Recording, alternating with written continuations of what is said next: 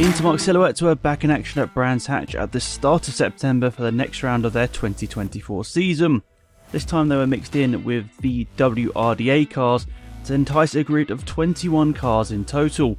And in qualifying, it would be very close between the top drivers within the Intermarque Silhouettes. Eventually though, it would be Paul Knight, one of the senior runners, getting overall pole position ahead of Ray Harris in his Ginetta G40. Next up would be Russell Humphrey and Colin Smith. And in 5th position, it would be a great result for Mick Robertson in his Volkswagen Corrado. Next would come Keith White, followed by Warren Ferrismand, Ruben Taylor, Chris Ayling, Sean Pooley. Paul Coxedge was next up in 11th, followed by Stephen Phillips, Gary Deal, and John Price, the 14th and final runner within the CMMCS Intermarque series. Overall, a very close field for the Intermarque, starting at the front of the pack for a 10-second delay for the WRDA runners behind. Race 1 will be one of the closest races of the entire season, with Ray Harris getting a good start and eventually overtaking the pole sitter to get into the lead of the race. Colin Smith would keep him on his toes for the entirety of the race and eventually only finished 0.6 of a second behind. Ray Harris' fastest lap en route to victory was a 50.894, and at the flag only 2.2 seconds would cover the top three, as Ray Harris had edged out Colin Smith and Paul Knight in 3rd position. The pole sitter dropping back but still putting in a really good lap time, only 1/10 of a second slower than Ray Harris, the eventual winner. Russell Humphrey would come home in 4th position in his Vauxhall Tigre. He was 19 seconds behind the winner. Keith White had a bit of a lonely race in 5th place, 27 seconds behind the leader, but had a 7 or 8 second gap over Mick Robertson just behind him. Then we had a couple of the WRDA runners.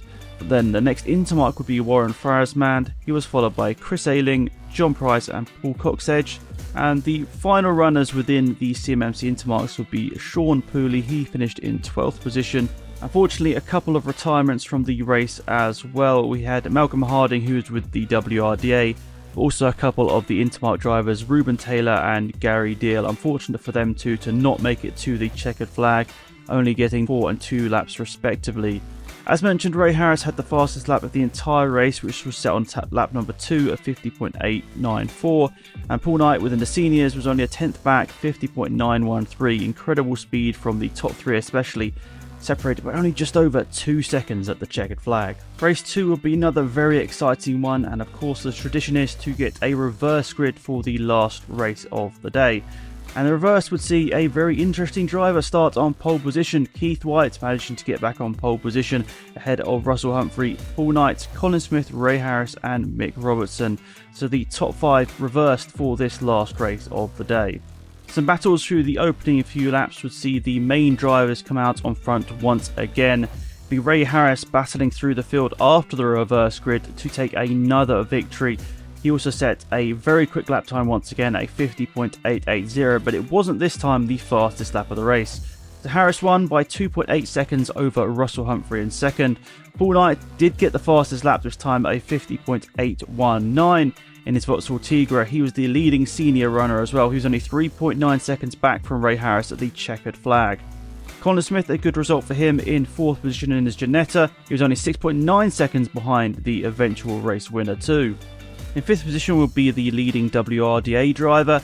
He was followed behind from Colin Smith, Ruben Taylor, Mick Robertson, Chris Ayling, Paul Coxedge, John Price, and we also had a couple of the other drivers slightly down the order, Stephen Phillips and Gary Deal. Luckily for Gary to get to the checkered flag this time as well. A couple of unfortunate retirements, but this time they were within the WRDA, so all of the drivers that started for the Intermarques in the last race of the day managed to get to the checkered flag, which was really good.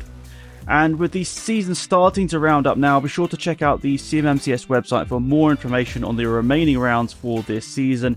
A big thanks to all the drivers that attended this penultimate round of the season, and we look forward to seeing you very shortly for the final round at Silverstone. So thank you for watching, and goodbye.